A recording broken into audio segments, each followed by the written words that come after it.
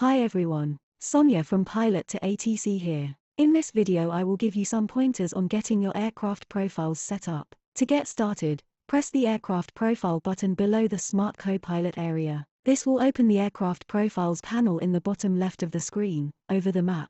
Notice that there are already several profiles defined. You can select one of these and modify it, or create a new one. I'm going to take you through how to create a new one. First, decide what aircraft you want to build a profile for and collect information about its performance from the web or other sources. For this exercise, we're going to define the profile for a Cirrus SR22. I've found the performance specifications and speeds information online. We'll be using that to help determine the values to enter for the aircraft performance. But first, let's get the profile started.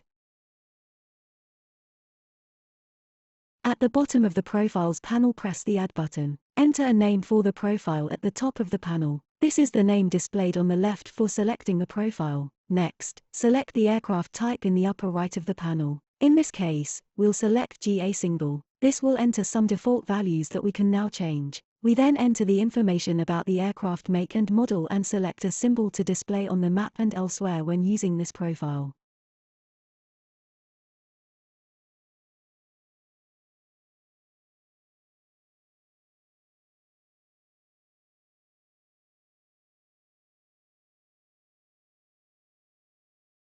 Now let's enter the call sign information. This is a general aviation, or GA aircraft, so we'll leave that option. For call sign, we'll use the manufacturer name, Cirrus. Note that the tail number has been picked up from the aircraft information tab. Next we'll be entering the performance-related information.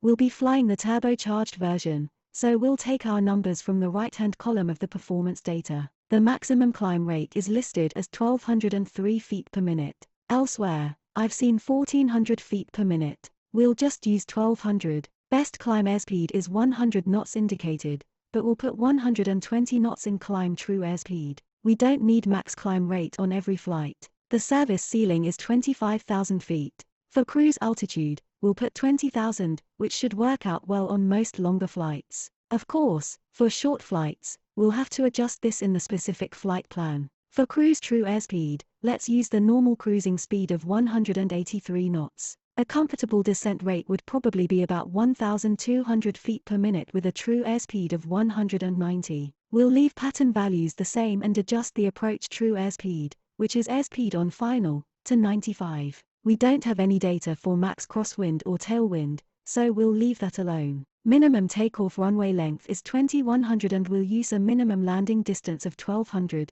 plus a 300-foot cushion, so 1500 feet.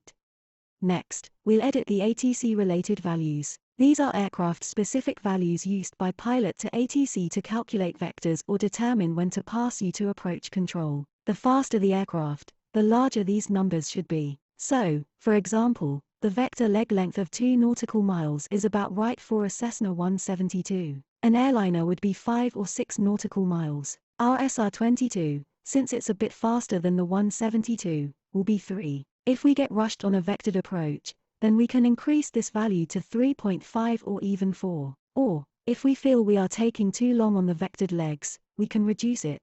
So pilot experience is another factor to consider in some of these settings. Let's increase the altitude change lead seconds to 60 so we get more lead time when getting altitude assignments from ATC. This is another one of those pilot experience level settings. The radius settings are probably alright, but let's increase the approach radius to 30 and the approach departure top altitude down to 4000. Okay, that's it.